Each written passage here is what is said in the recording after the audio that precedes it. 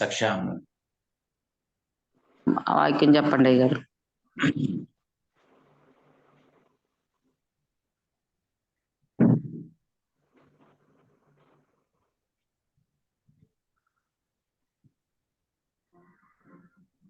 Okay అమ్మ. Praise the lord. దేవుని నామానికి మహిమ ఘనత ప్రభావములు మరి దేవునికి చెల్లును గాక. అలాగే సార్వత్రిక సంఘం గ్రూప్ లో ఉన్న మీకు అందరికీ ప్రభు పేరట మరొకసారి ప్రత్యేక వందనాలు తెలియజేస్తూ, మరి ఉదయకాల సమయంలో ఎంతో భారంతో ఎంతో బాధ్యతతో మరి దేవుడిచ్చినటువంటి కర్తవ్యాన్ని ఆజ్ఞను మీరు పాటిస్తూ ముందుకు నడుస్తున్న మీరందరూ కూడా మరి దేవుని యొక్క దయలో, దేవుని యొక్క అభివృద్ధిలో ఫలించటి మొక్కగా, ఫలించటి కొమ్మగా అనుదినము అనుక్షణం ఎదుగుతున్నందుకు మేము ఎంతగానో ప్రభువును స్తుతిస్తూ ఆరాధిస్తూ మరొకసారి అందరికీ వందనాలు తెలియజేస్తా ఉన్నాం. దేవుని నామానికి మహిమ. హల్లెలూయా. హల్లెలూయా. పరిశుద్ధ లేఖన భాగంలో నుండి ఈరోజు మరి కొంచెం వేరే వర్తమానము నేను చెప్పడానికి ప్రయత్నం చేస్తా ఉన్నాం. ఎందుకంటే యాక్చువల్లీ ప్రతి వారం కూడా మనము ఒక సబ్జెక్టు వైజ్గా నేర్చుకోవడానికి ప్రయత్నం చేస్తా ఉన్నాం. అయితే మోషే గారి యొక్క చరిత్ర నుండి మనం వస్తూ ఉన్నాం. మోషే గారిని దేవుడు ఎన్నుకున్నాడు. వారి యొక్క కుటుంబ చరిత్ర మనం జ్ఞాపకం చేసుకుంటూ వస్తూ ఉన్నాము. మరి మోషే గారి యొక్క కుమారులు గెర్షోము, ఎలియాజరు అనే వారి ఇద్దరు కొడుకుల గురించి ఈ రోజు నేను చెప్పాలి యాక్చువల్లీ. అయితే నిన్న ప్రభు బల్ల కార్యక్రమం సంఘంలో జరిగింది. ఫిబ్రవరి మాసము మార్చి నెల మొదటి వారం కనుక మరి ప్రభు బల్ల కార్యక్రమం నిన్న మందిరంలో చెప్పడం జరిగింది. అయితే నేను ప్రతి వారం ఏం చేస్తున్నానంటే మందిరంలో ఏ వాక్యం అయితే బోధిస్తున్నామో అదే వాక్యము జూమ్ మీటింగ్ లో కూడా బోధించడం జరుగుతూ ఉంది. కాబట్టి ఈరోజు మరి ప్రభు బల సంబంధించినటువంటి ఒక అమూల్యమైన సత్యాన్ని, అంటే ఆ చరిత్ర సంబంధించిన భాగాన్ని ఈరోజు మీతో పంచుకోవాలని ఆశ కలిగి ఉన్నాం. వచ్చే వారం వల్ల సబ్జెక్టు కంటిన్యూ చేయడానికి ప్రయత్నం చేస్తాం. పరిశుద్ధ లేఖన భాగంలో మత్తయి సువార్త 26 అధ్యాయం 6వ వచనం చదవండి అమ్మ.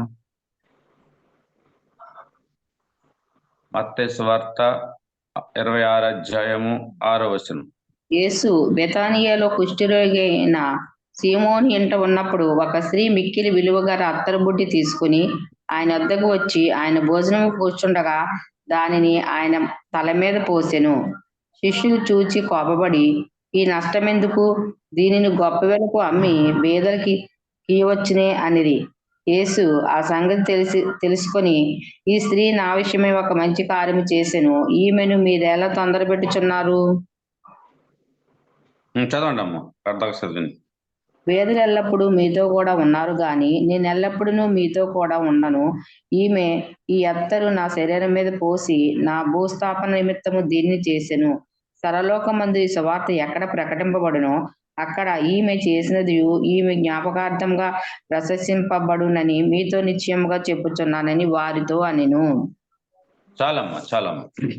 ఇక్కడ ఒక అద్భుతమైనటువంటి మాట లేకపోతే ఒక సంఘటన ప్రభు మరి వాక్యములో తెలియజేస్తా ఉన్నాడు. ఈ యొక్క సంఘటన మనం చూసుకున్నట్లయితే ఈ యొక్క స్త్రీ గురించి పరిశుద్ధ గ్రంథమైన బైబిల్లో 3 చోట్ల పరిశుద్ధాత్మ దేవుడు రాయించాడు. ఏమిటి ఆ 3 చోట్ల అనగా మత్తయి సువార్త 26 అధ్యాయం 6వ వచనము నుండి, మార్కు సువార్త 14వ అధ్యాయము 3వ వచనము నుండి, యోహాను సువార్త 12వ అధ్యాయము 4వ వచనం నుండి ఈ యొక్క అద్భుతమైన ఈ యొక్క మాటలో ప్రభు మరి రాయించాడు. ఒక అద్భుతమైన సంఘటనని ఎందుకు చెప్తున్నాను అంటే, ఒక స్త్రీ చేసినటువంటి గొప్ప కార్యము, అద్భుత కార్యము, ఆశ్చర్య కార్యము, భవిష్యత్తులో ఒక గొప్ప మర్మాన్ని ఆమె ద్వారా ప్రభు చక్కగా చెప్పించాడు. అంటే ఇది చాలా అద్భుతమైన సంఘటన అని మనం చెప్పవచ్చు. ఏమిటి అంటే, యేసుక్రీస్తు ప్రభు వారు ఈ లోకంలో 33.5 సంవత్సరాలు లోకంలో జీవించాడు. 33.5 సంవత్సరాలు యేసు ప్రభు యొక్క జీవిత కాలము, ఆయనకి భూమి మీద ఆయన నివసించేటువంటి కాలం ఎంత అంటే మరి 33.5 సంవత్సరాలు. ఈ 33.5 సంవత్సరాలలో ఆయన ఎన్నో అద్భుత కార్యాలు, ఆశ్చర్య కార్యాలు, మరి మహత్ కార్యాలు ఆయన చేశాడు. చేసి అనేక మందికి స్వస్థతలు, అనేక మందికి అద్భుత కార్యాలు ఆయన చేశాడు. ఈ సంఘటన ఒక ఆయన చూశాడండి. ఆయన ఎవరంటే సీమోను అని ఒక కుష్ఠరోగి అయినటువంటి సీమోను అనే అతను ఆ గ్రామంలో అద్భుతాల కోసం చూసుండొచ్చు, చదివి ఉండొచ్చు. అయితే ఆయన యేసు ప్రభునందు విశ్వాసం ఉంచాడు గనుక యేసు ప్రభు వారి దగ్గరికి ఆ ప్రాంతం వెళ్తా ఉన్న సమయంలో మరి నాకు అద్భుతం జరిగించండి ప్రభు అని అడిగి ఉండవచ్చు. అప్పుడు వెంటనే యేసు ప్రభు ఒక అద్భుతం చేశాడు. చేసిన తర్వాత కొన్ని రోజులు పోయిన తర్వాత వారింటికే యేసు ప్రభు భోజనానికి వెళ్ళాడంటండి. ఎవరింటికమ్మా? బేతనియా అనే గ్రామంలో మరి కుష్ఠరోగి అయినటువంటి సీమోను అనే వారి ఇంటికి యేసు ప్రభు వారు దేనికి వెళ్ళారమ్మా? భోజనం చేయడానికి వెళ్ళాడంట. భోజనం చేసిన తర్వాత భోజనం చేయడానికి వెళ్ళాడు. యేసు ప్రభు కూడా ఎంతమంది ఉంటారంటే 12 మంది శిష్యులు ఉన్నారండి. 12 మంది శిష్యులు కూడా ఉంటారన్నమాట. యేసు ప్రభు ఎక్కడికి వెళ్ళినా కూడా ఉంటారన్నమాట. ఎప్పుడైతే ఈ 12 మంది శిష్యులు ఆ సీమోని ఇంటికి వెళ్ళారో అక్కడ కార్యక్రమాలు జరుగుతూ ఉన్నాయి. ఏంటి? అతిథి మర్యాదలు చేస్తా ఉన్నారు, ప్రార్థన జరుగుతూ ఉంది. ఈ సమయంలో అక్కడ ఒక స్త్రీ ఉందంటండి ఆ ఊర్లో. ఆ స్త్రీ చూడండి, మిక్కిలి విలువ గల అత్తరు బుడ్డి తీసుకొని ఆయన యొద్దకు వచ్చి ఆయన భోజనమును కూర్చుండగా దానిని ఆయన తల మీద పోసెను. చాలండి. ఇక్కడ ఆ స్త్రీ మరి వచ్చి ఏం చేసిందంటే యేసు ప్రభు యొక్క పాదాల దగ్గర పడి మరి విలువైన అత్తరు బుడ్డి తీసుకుని వచ్చి కాళ్ళు కాడ మరి పూసినట్టుగా మనం చూస్తూ ఉంటాం. అయితే దీని యొక్క విధానం మనం ఒకసారి ఆలోచిద్దాం. యేసు ప్రభు కూడా అక్కడ శిష్యులు ఉన్నారు, జన సమూహం కూడా ఉండవచ్చు. ఈ స్త్రీ చేసినటువంటి గొప్ప కార్యం ఏంటంటే ఒక అత్తరు బుడ్డి తీసుకుంది, చక్కగా వచ్చి దాన్ని పగలగొట్టింది. అందులో అత్తరు తీసి యేసు ప్రభు యొక్క కాలుకి వేసి తన కురులతో ఆ పాదాలను మరి తొడుతున్నట్లుగా మనం చూస్తూ ఉంటాం. అయితే అక్కడ ఉన్నటువంటి ప్రజలందరూ ఏమంటున్నారంటే, ముఖ్యంగా శిష్యులు ఏమంటున్నారంటే, ఆ శిష్యుల్లో ఇస్కరియోతు యోధ ఏమని చెప్తున్నాడంటే, ఎందుకమ్మా అలా విలువైనటువంటి ఖరీదైనటువంటి అత్తరు మీరు బయటకు తీసి అలా వేస్ట్ చేసేస్తున్నారు? అది అమ్ముకుంటే చాలా చాలా మరి కాస్ట్ ఎక్కువ వస్తుంది కదా, అమ్ముకుంటే బోలంత అమౌంట్ మరి ధనం వస్తుంది కదా, ఎందుకు ఇలా వేస్ట్ చేసేస్తున్నావు నువ్వు అని పాకుపడే సందర్భాలు మనకు కనిపిస్తా ఉన్నాయండి. అయితే అక్కడ యేసు ప్రభు చెప్పినటువంటి అద్భుతమైన మాట ఏంటంటే, చూడండి, చాలా జాగ్రత్తగా చూడండి. అక్కడ ఏం చెప్తున్నాడు యేసు ప్రభు? మీరు తొందరపడుచున్నారు, ఈమెను మీరు ఎలా తొందర పెట్టుచున్నారు? వేదలు ఎల్లప్పుడు మీతో కూడా ఉన్నారు, కానీ నేను ఎల్లప్పుడు మీతో కూడా ఉండను. ఈ అత్తరు నా శరీరం మీద పోసి భూస్థాపత నిమిత్తమే దీనిని చేశానని చెప్పాను. దేవుని స్తోత్రం, హల్లెలూయా. యేసు ప్రభువు మరి కొన్ని రోజుల్లో ఆయన సర్వ మానవుల కోసం కల్వరిలో రక్తం కార్చి ప్రాణం పెట్టి సమాధి చేయబడి సమాధిలో 3 దినాలు ఉండి తిరిగి లేవలసినటువంటి గడియలో ఈమె చేసినటువంటి ఒక అద్భుతమైన కార్యము, యేసు ప్రభు చనిపోక ముందే ఆమె మరి యేసు ప్రభుకి భూస్థాపన కార్యక్రమం చేస్తా ఉన్నారు. నేడు సమాజంలో మరి చనిపోయేటప్పుడు అత్తరు పోస్తారండి. ఎందుకు పోస్తారండి అత్తరు? సువాసన రావడానికి. ఈ సువాసన అనేది ఆత్మీయ అర్థంలో మనం ఆలోచన చేస్తే మరి ఈ యేసు ప్రభు బ్రతికుండగా చేసినటువంటి మంచి కార్యాలు, అద్భుత కార్యాలు, ఆశ్చర్య కార్యాలు సర్వలోకం తెలుసుకోవాలా. సర్వలోకం కూడా ఈ కార్యక్రమాలు వెళ్ళాలని ముందుగానే భూస్థాపిత కార్యక్రమం ఎవరు చేశారంటే ఈ స్త్రీ చేసినట్లుగా మనం చూస్తూ ఉంటాం. దేవుని స్తోత్రం, హల్లెలూయా. అయితే యేసు ప్రభు చెప్పిన మాట ఏంటంటే, బేదలు ఎల్లప్పుడు కూడా మీతోనే ఉంటారు, కానీ నేను ఎల్లప్పుడూ మీతో కూడా ఉండను అని చెప్పాడు యేసు ప్రభు. కాబట్టి ఈ స్త్రీ చేసినటువంటి గొప్ప కార్యము సర్వలోకము కూడా వినబడాలి అని మరి చెప్తా ఉన్నారు. ఈ యొక్క చరిత్రలో మరి దీని వలన మనం ఏం తెలుసుకోవాలి, మనం ఏమి నేర్చుకోవాలి, ఈ యొక్క చరిత్ర నుండి మనము ఏమి గ్రహించాలి, ఏ ఆత్మీయ స్థితిలో మనం వెళ్ళాలో 7 పాయింట్లు మీకు నేను తెలియజేస్తాను. చాలా జాగ్రత్తగా ఈ మాటలు మీరు వింటే, మీ హృదయం అనే పలక మీద ఈ మాటలు రాసుకుంటే మీరు ఆత్మీయంగా ఎదుగుతారన్నమాట. చూడండి, ఈ సంఘటనలో కుష్టి రోగి అయినటువంటి సీమోను ఇంట యేసు ప్రభు ఎందుకు వచ్చాడు అంటే భోజనం చేయడానికి వచ్చాడు. అది మొదటి పాయింట్. ఇక్కడ కుష్టి రోగి అయినటువంటి సీమోను అనగా అర్థం ఏంటంటే పాపులమైనటువంటి మనము, పాపములో జీవిస్తున్న మనము, పాప శరీరంతో పాప ఆలోచనలతో ఉన్నటువంటి మనము, మన దగ్గరకు ఎవరు వస్తున్నారంటే రక్షణ సువార్త అనేది ఒకప్పుడు వచ్చింది. రక్షణ సువార్త అనేది మన దగ్గరకు వచ్చింది. వచ్చిన తర్వాత మన హృదయం మారింది. హృదయం మారిన తర్వాత మనం వెళ్ళి యేసు ప్రభు దగ్గరికి వెళ్ళి, ప్రభువా నేను పాపిని తండ్రి, నన్ను క్షమించు తండ్రి, నన్ను నీ బిడ్డగా స్వీకరించు ప్రభువా అని మనం అడిగిన సందర్భం ఉంటది. అందుకనే దేవుని కుమారులుగా, దేవుని కుమార్తెగా మనం స్వీకరించబడ్డాము అనేది ఒకటో పాయింట్ అండి. రెండో పాయింట్ ఏంటంటే ఆయన మరి సీమోను ఇంటి దగ్గరికి ఎందుకు వెళ్ళాడంటే భోజనం చేయడానికి వెళ్ళాడంట. ఎందుకు వెళ్ళాడమ్మా? భోజనం చేయడానికి వెళ్ళాడంట. దీని ఆత్మీయ అర్థం ఏంటంటే మరి మనము ఒక వాక్యం తెలియజేస్తున్నాం, హృదయం అనే తలుపునద్ద నిలుచుంటే తట్టుచున్నాను, ఎవడైనా నా స్వరం విని తలుపు తీసిన ఎడల నేను వానితో కలిసి ఏం చేస్తాడంటమ్మా? భోజనం చేయను అనే మాట రాయబడ్డది. భోజనం అంటే మన హృదయంలోనికి వచ్చి మరి దేవుని యొక్క క్రియలు, దేవుని యొక్క కార్యాలు మన ద్వారా సమాజానికి తెలియజేస్తాడన్నమాట. దేవుని స్తోత్రం, హల్లెలూయా. అందుకని నిన్ను బట్టి నా నామం అన్యజనులతో దూషించబడతా ఉంది, నిన్ను బట్టి నా నామము అన్యజనుల మధ్య గణపరచబడతా ఉంది అని 2 మాటలు ప్రభు చెప్పాడు. ఎందుకంటే మనం ఎప్పుడైతే మన హృదయంలోనికి దేవుడు వచ్చాడో, వాక్యం అనే వాక్యం ద్వారా మన హృదయంలోకి వచ్చాడో, అప్పుడు మనము మంచి కార్యాలు చేస్తే దేవుడు సంతోషిస్తాడు. మన ద్వారా అనేకులు రక్షణలోనికి రావడానికి దేవుడు కార్యాలు చేస్తాడండి. ఏమి లేదండి, వాక్యం అంటే యేసు ప్రభు భోజనం అంటే వాక్యం అండి. వాక్యమే జీవమై ఉన్నది అని, వాక్యం ద్వారా దేవుడు మనం దర్శిస్తా ఉన్నాడు, వాక్యం ద్వారా దేవుడు మన జీవితాలు మారుస్తా ఉన్నాడు. మనం వెలిగించబడి ఇతరులను మనం ఏం చేయాలంటమ్మా?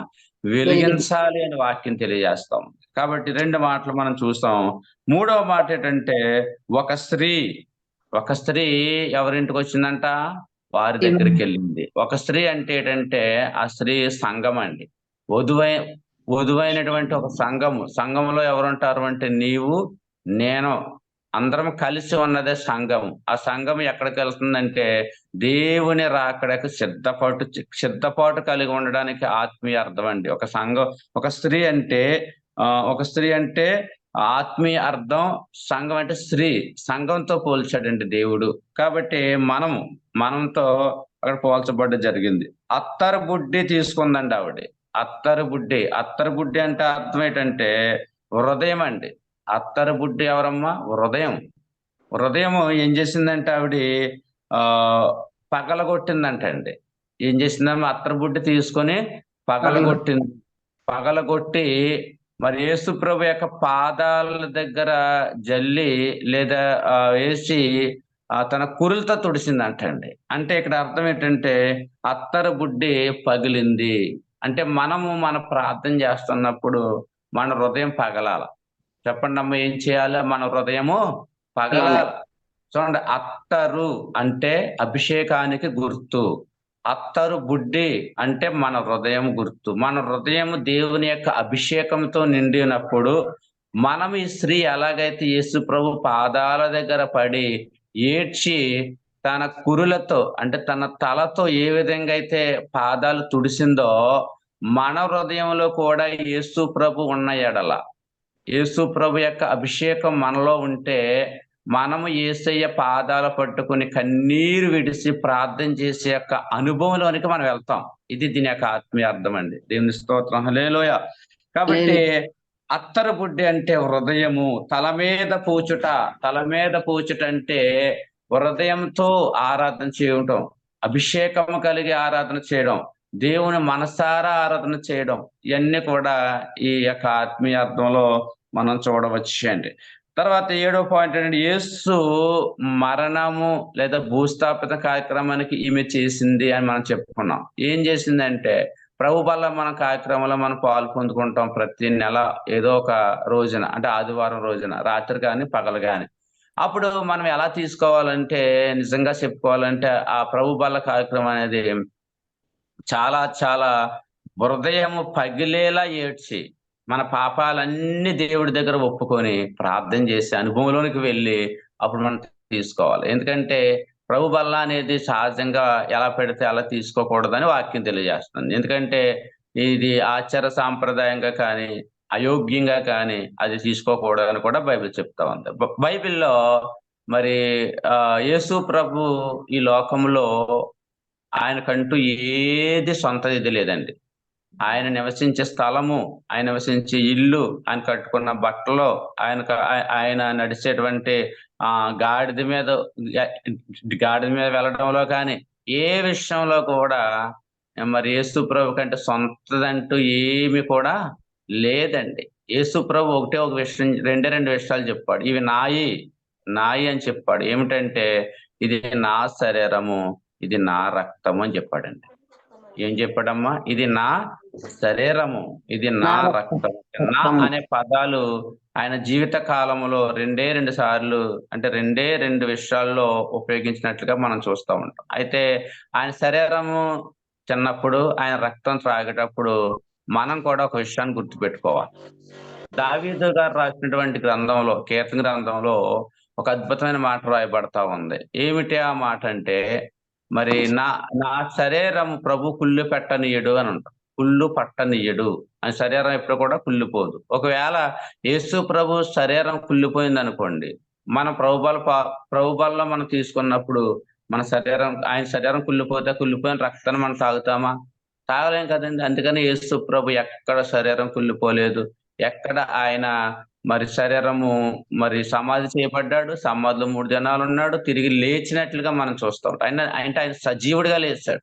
కాబట్టి ఆయన శరీరం మనం తింటున్నా, ఆయన రక్తం మనం త్రాగినా, ఎప్పుడైనా మనం గుర్తుపెట్టుకోవాల్సిన విషయం ఏంటంటే, ఆయన రక్తం మనలో ప్రవహిస్తా ఉంది. ఆయన శరీరం మనలో ప్రవహిస్తా ఉన్నప్పుడు, మన శరీరాన్ని మనం చాలా జాగ్రత్తగా కాపాడుకోవాలని వాక్యం తెలియజేస్తుంది. ఏం కాపాడుకోవాలి అంటే, శరీరము మరి యేసు ప్రభు శరీరము, రక్తం మరి ఎలా బాధించబడ్డదో, శ్రమ పడ్డదో, వేదన పడ్డదో గెత్సేమనే తోటలో, అలా మనం కూడా మన ప్రార్థనలో, మన కుటుంబ అవస్థతల నిమిత్తమై, బిడ్డల యొక్క రక్షణ నిమిత్తమై శ్రమ పడేవారు, దేవుని కోసం శ్రమ పడేవారుగా మరి ఉండాలని వాక్యం తెలియజేస్తుంది. అలాగే శరీరాన్ని పరిశుద్ధపరుచుకోవాలని కూడా రాయబడ్డది. చాలా మంది చూడండి లోకంలో శరీరాన్ని మరి మలినపరుచుకుంటా ఉంటారు. ఎలా మలినపరుచుకుంటారంటే, కొంతమంది ప్రభు బలలో పాలు పొందుకుంటారు.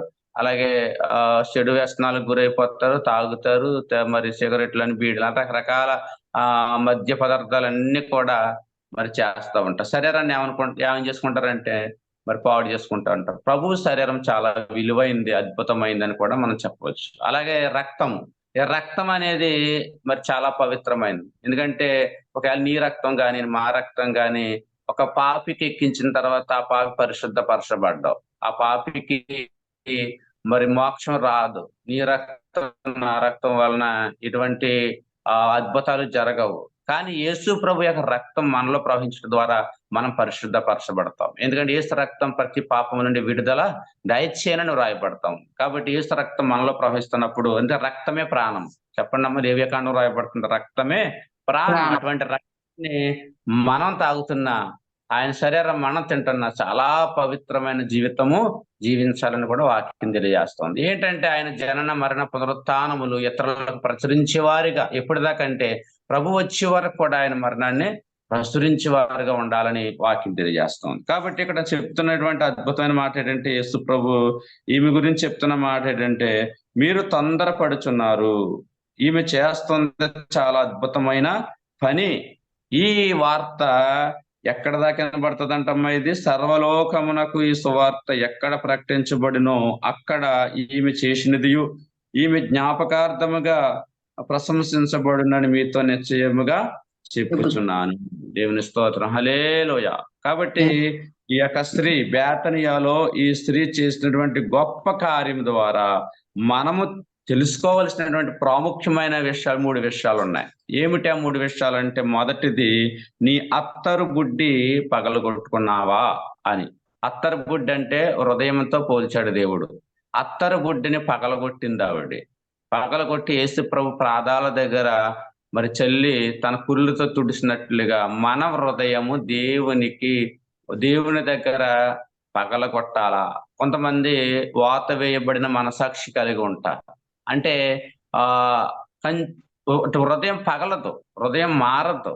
హృదయం మారకపోతే మన కార్యాలు దేవుడి చిత్తంలో జరగవండి.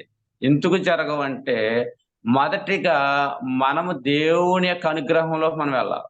అనుగ్రహంలోకి వెళ్ళాలంటే మన హృదయము పగలాల. అంటే హృదయ శుద్ధి గల వారు ధన్యులు, వారు దేవుని చూసెదరు అన్నాడు. ఇంకో చోట ఏముందంటే హృదయం అన్నిటికంటే ఘోరమైన వ్యాధి గలది అన్నాడు. హృదయం పగిలితేనే దేవుడు కార్యాలు చేస్తాడండి. హృదయం పగలాలంటే మరి గదిలో ప్రార్థన ఉండాలా, మదిలో వాక్యం ఉండాలా, వీధిలో సాక్ష్యం ఉండాలా. ఈ 3 ఉంటేనే దేవుడు మన జీవితాల్లో కార్యాలు చేస్తాడు. మరోసారి చెప్తున్నాను చూడండి. మదిలో ఏముండాలమ్మా? వాక్యం ఉండాలి. గదిలో ఉండాలా? ప్రార్థన ఉండాలి. వీధిలో ఉండాలా? సాక్ష్యం ఉండాలి. ఈ 3 ఉంటే మన హృదయం పగిలినట్టు లెక్కమాట. హృదయం పగలపోతే మనం దేవుని చూడలేము. రెండో విషయం ఏంటంటే యేసు ప్రభు పాదాలను ఎప్పుడైతే కడిగిందో ఆమె పాపాలు క్షమించబడ్డాయని వాక్యం తెలియజేస్తాం. ఆమె పాపాలు క్షమించబడ్డాయి. మన జీవితాల్లో కూడా మనకు తెలియకుండా అనేక కార్యక్రమాలు మనం చేసేస్తూ ఉంటాం. మన పాపాలు దేవుడి దగ్గర క్షమించబడ్డాయా? క్షమించబడ్డాయి అని రుజువు ఏమిటంటే నీ ప్రార్థన దేవుడు ఆలకిస్తూ ఉంటే క్షమించబడ్డాడు. నీవు అడిగింది దేవుడు ఇస్తున్నాడు అంటే దేవుడు నీ పాపాలు క్షమించి ఆయన కరుణ, ఆయన కృప నీ మీద ఉన్నదని అర్థం. నువ్వెంత ప్రార్థన చేసినా కార్యాలు జరగకపోతే ఇంకా ఏదో లోపం నీలో ఉంది, అందుకే కార్యాలు జరగట్లేదు. ఇంకా క్షమించబడడానికి ఇంకా కొన్ని అడ్డంకులు ఉన్నాయి నీకు, అందుకనే ఇంకా దేవుడు క్షమించట్లేదేమో. ఒకసారి మనం ఏం చేయాలంటే దేవుని సన్నిధిలో ప్రార్థన చేసేవారుగా ఉండాలి. ఇక 3వది ఏంటంటే అమ్మా, ఈ సువార్త ప్రపంచానికి తెలుస్తుంది అన్న. అందుకే మనం సువార్త చేసేటప్పుడు మనం ఎక్కువ శాతం చెప్పేది ఏంటంటే యేసు జనన మరణ పునరుత్థానముల గురించి మనం చెప్పాలి. మన దగ్గరోళ్ళు కానీ, బంధువులు కానీ, రక్త సంబంధాల కోసం కానీ, ఎవరికైనా కానీ మనం చెప్పే సువార్త ఏమిటి అంటే యేసు ప్రభు నీ పాపముల కొరకు, నా పాపముల కొరకు ఆయన కల్వరిలో రక్తం కార్చాడమ్మా, ప్రాణం పెట్టాడు. ఆయన దగ్గరకు వస్తే శాంతి, సమాధానం, నెమ్మది, ఐక్యత మీకు కలుగుతుంది. ఒక్కసారి మీ చెవిలో ఈ మాటలు పడితే అవి ఫలించి అభివృద్ధి చెందుతాయని మనం చెప్తా ఉంటాం. ఈ సువార్త ఎవరి కోసం సువార్త? యేసు ప్రభు చనిపోక ముందే, ఆయన భూస్థాపితం చేయబడక ముందే ఈ స్త్రీ చేసినటువంటి గొప్ప కార్యము సర్వలోకమునకు వినబడాలంట. అలాగే మనం కూడా ఇతరులకు సువార్త చేసేటప్పుడు ఆ పాపి నశించిపోకుండా, ఆత్మ నరకానికి పోకుండా యేసు ప్రభు జీవపు మాటలు వాళ్ళ హృదయాల్లో మనము పెట్టాల. పెడితే వాళ్ళు రక్షించబడిన తర్వాత ఎవరి ద్వారా నువ్వు రక్షించబడ్డావమ్మా అంటే ఒక వ్యక్తి నా దగ్గరకు వచ్చాడండి. వచ్చి యేసు ప్రభు యొక్క సువార్త చెప్పాడు, ఆ మాటలు వినడం ద్వారా రక్షణ పొందుకున్నాను అని చెప్తారు. అది అనేక మందికి సువార్త వెళ్తుంది. ఈ రోజు నా సార్వత్రిక సంఘం గ్రూప్ ద్వారా మరి ప్రతి రోజు దేవుని వాక్యాన్ని చావుకులుగా అనేక మంది వచ్చి చెప్తా ఉన్నారు. దీని వెనకాల నుండి ఎంతో ప్రయాసతో నడిపిస్తూ ఉన్నారు. ఒక పాపి రక్షించబడిన ఈ యొక్క సంఘంలో, ఈ సార్వత్రిక సంఘ గ్రూప్ లో ఉన్నటువంటి అందరికి కూడా దేవుని యొక్క గుర్తింపు, దేవుని యొక్క మరి పరలోకంలో బలా నమ్మకమైన మంచి దాసుడు అనిపించుకున్నటువంటి మరి గొప్ప ధన్యత దేవుడిస్తున్నాడు. దేవుని స్తోత్రం, హల్లెలూయా. కాబట్టి ఈ రోజు మనం నేర్చుకున్నటువంటి మరి ఆ స్త్రీ లక్షణాలు మనకు ఉండాల. ఆమె ఎంత, ఒకసారి ఇంకొక విషయం కూడా గ్రహించాను. ఆమె చేసే కార్యము విలువైన అత్తరు బుడ్డ తీసుకొని వచ్చి యేసయ్య పాదాల దగ్గర కడిగింది అంటే అక్కడ ఉన్నటువంటి స్త్రీలకు, అక్కడ ఉన్నటువంటి యేసు ప్రభు శిష్యులకు తెలియలేదు ఆ రహస్యం. అక్కడ ఉన్నటువంటి శిష్యులు 12 మంది కూడా ఆ గొప్పతనము, ఆ మర్మం ఏంటో తెలియలేదు. కానీ ఆ స్త్రీ గ్రహించింది. ఆమెకు ఆల్రెడీ ధర్మశాస్త్రం తెలిసి ఉండాల. యేసు ప్రభు యొక్క కార్యాలన్నీ కూడా ఆమె మరి విని ఉంటది, గ్రహించి ఉంటది. కానీ శిష్యులకు తెలియలేదు. అందుకని అమ్మ వేస్ట్ చేస్తున్నది ఎందుకమ్మా అని అంట. కాబట్టి ఈ రోజున యేసు ప్రభు కోసం మనం పడిన ప్రయాస ఎప్పటికి కూడా వ్యర్థము కాదు. మనం పెట్టే ప్రతి పైసా దేవుని పని నిమిత్తం ఖర్చు పెట్టింది ఏది కూడా వ్యర్థము కాదు. అది ఒకనొక రోజున కార్యరూపము దాలుస్తుంది. ఈ స్త్రీ విలువైన అత్తరుబుడ్డి, అంటే ఎంత కొనుందో, ఎంత ధనాన్ని కొనుందో ఈవిడి. కానీ మరి యేసు ప్రభు అన్నాడు, ఈమె చేసింది చాలా మంచి పని అన్నాడు. అంటే ఖర్చు పెట్టింది వ్యర్థమైపోలేదు. ఈ రోజు చాలా చోట్ల చాలా మరి పనుల నిమిత్తమై వ్యర్థమైనటువంటి ఖర్చులు పెడతా ఉంటారు చాలా మంది. కానీ యేసు ప్రభు దేవుని పని నిమిత్తం ఖర్చు పెట్టింది ఏది కూడా వ్యర్థము కాదు అనే విషయాన్ని ఈ లేఖనం ద్వారా మనము తెలుసుకోగలుగుతాము. అందుకనే భక్తుడు అన్నాడు, చేసిన మోకాళ్ళకు చేసిన ప్రార్థనకు దేవుడు అన్యాయము చేయడు. ఒకసారి చెప్పండి అమ్మా ఈ మాట, గ్రూప్ లో ఉన్న వాళ్ళందరూ కూడా. వేసిన మోకాళ్ళకు చేసిన ప్రార్థనకు దేవుడు అన్యాయము చేయడు. రెట్టింపు ఆశీర్వాదాలు దేవుళ్ళు మనకు కలిగజేస్తాడు అని తెలియజేస్తూ ఈ యొక్క దేవుని మాటలో ముగిస్తా ఉన్నాం. దేవుడు మిమ్మల్ని దీవించి ఆశీర్వదించును గాక. ఆమేన్, ఆమేన్, ఆమేన్. అందరికి వందనాలమ్మా.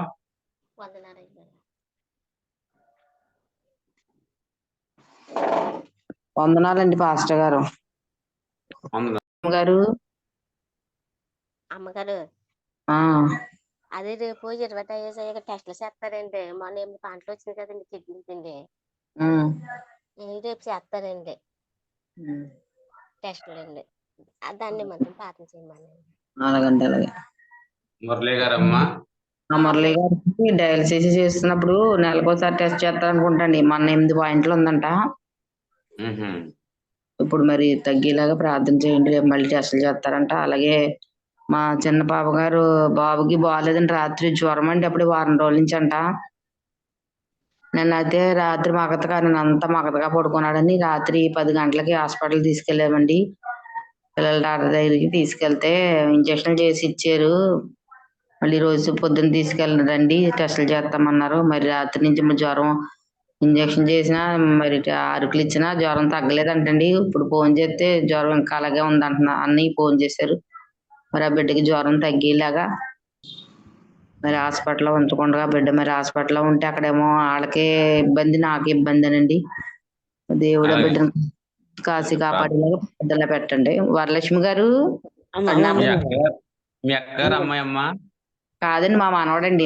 మా చిన్న పాప గారు పిల్లవాడండి. పాప గారు అమ్మాయి. వాళ్ళ ఆపరేషన్ జరుగుతుందండి. లేదండి, ఈ రోజు రమ్మన్నారు. ఈవేళ డేట్ ఇస్తారంటండి. అలాగండి, మా మనవరాలు ఇల్లు మారిందమ్మా. మీరు చేసిన ప్రార్థన వల్ల మంచి ఇల్లు దొరికిందంటండి. ఆ ఇంట్లో బాగుండేలా ప్రేయర్ చేయండి. అలాగండి, తప్పనిసరిగా తప్పనిసరిగా ప్రార్థన చేద్దామమ్మా. ఇంకా ఉన్నారమ్మా? సరే సరే సరే, ప్రార్థన చేద్దాం. బాగా ఇలాగా చేయండి. హైమావతి గారి వ్యాపారం. అలాగే అమ్మా, అలాగా తప్పనిసరి. కళ్ళు మూసుకుందాం అందరూ కూడా, చిన్న ప్రార్థన చేయండి. స్తోత్రం స్తోత్రం స్తోత్రం స్తోత్రం స్తోత్రం స్తోత్రం స్తోత్రం. మహాపరిశుద్ధుడు, మహాగణుడు, మహోన్నతుడు అయిన మా ప్రియ పరలోక తండ్రి, నీ పరిశుద్ధమైన గొప్ప నామానికి కృతజ్ఞతలు, స్తుతులు, స్తోత్రాలు, వందనాలు తెలియజేస్తా ఉన్నాం ప్రభువా. ఇదిగో ఈ రోజు ఈ జూమ్ కాల్లో పాలు పొందుకుని ప్రతిరోజు కూడా నీ యొక్క సన్నిధిలో వారు మొరపెడుతున్న మొరలను బట్టి, విజ్ఞాపనలను బట్టి, యోచనలను బట్టి, ప్రార్థనను బట్టి, ఆరాధనను బట్టి నీకు వందన తెలియజేస్తా ఉన్నాం.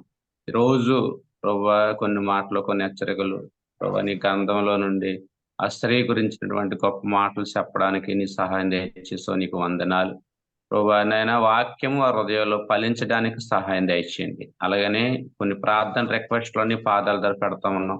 ఇక ప్రభు మురళి గారు బట్టి ప్రార్థన చేస్తా ఉన్నాం ప్రభా. నైనా ఆ బిడ్డకు ఒక్కసారి మీరు దర్శించండి. డయాలిసిస్ చేస్తారంట ప్రభా, మరలా టెస్టులు చేయబోతా ఉన్నారు. మరలా ప్రభా నైనా ఆ యొక్క వైద్యం అందిస్తా ఉండగా బిడ్డను ఒక్కసారి మీరు జ్ఞాపకం చేసుకొని సంపూర్ణ ఆరోగ్యం, బలమును, శక్తిని మీరు దయచేయమని ప్రార్థన చేస్తా ఉన్నాం ప్రభా. నీకు వందనాలు. పరిచర్య చేస్తున్నటువంటి కుటుంబ సభ్యులను కూడా మీరు జ్ఞాపకం చేసుకోండి. వారికి ఆరోగ్యం, బలమును, శక్తిని దయచేయం ప్రార్థన చేస్తున్నాం. ముఖ్యంగా మురళి గారికి సంపూర్ణంగా స్వస్థకారి మీరు జరిగించమని అడుగుతా ఉన్నాం ప్రభా. నీకు వందనాలు. అలాగని ఇదిగో సంజమ్మ గారు వారి యొక్క మనవరాల విషయంలో ప్రార్థన చేస్తా ఉన్నాం ప్రభా. నాయన చాలా బలహీనంగా ఉన్నారు ప్రభా. నాయన ఇదిగో మరలా జ్వరం ఎక్కువ వస్తా ఉందని చెప్తా ఉన్నారు. నజరేయుడైన యేసు నామంలో ఆ బిడ్డను ఇప్పుడే దర్శించి స్వస్థపరచమని ప్రార్థన చేస్తా ఉన్నాం ప్రభువా. ప్రార్థన పరిస్థితులు మారుస్తుందని వాక్యం తెలియజేస్తున్న రీతిని బట్టి ఆ బిడ్డను ఒక్కసారి మీరు దర్శించండి. సంపూర్ణ ఆరోగ్యం, సంపూర్ణ బలము, సంపూర్ణ శక్తిని మీరు దయచేయమని నీ నామంలో ప్రార్థన చేస్తా ఉన్నాం ప్రభు. గొప్ప కార్యం చేయండి, మహిమ గల కార్యం చేయండి, అద్భుత కార్యం మీరు జరిగించమని ప్రార్థన చేస్తాం. మరలా సాక్షిని రావాలి ప్రభు. ఇదిగో ప్రార్థన చేశారు, కార్యం జరిగింది, సంపూర్ణ ఆరోగ్యం కలిగి ఉన్నారు అనే గొప్ప టెస్ట్ మనం వినడానికి సహాయం దయచేయమని ప్రార్థన చేస్తూ ఉన్నాం ప్రభు. నీకు వందనాలు.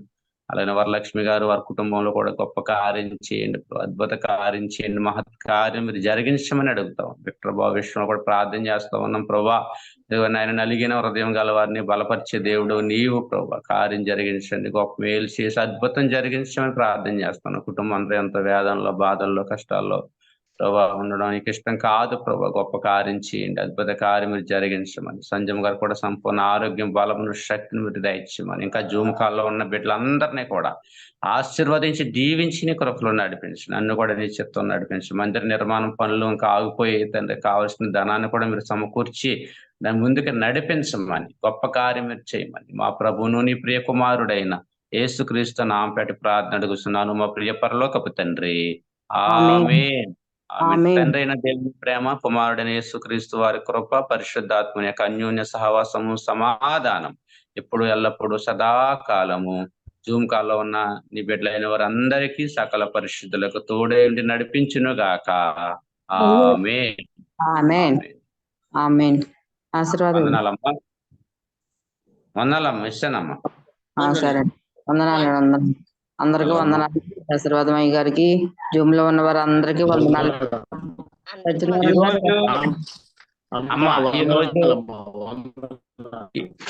ఈ రోజు నేను చెప్పినటువంటి ఆ యొక్క సందేశం యొక్క టైటిల్ ఏంటంటే అత్తరు బుడ్డి విలువ నీకు తెలుసా అనే టైటిల్ మాట.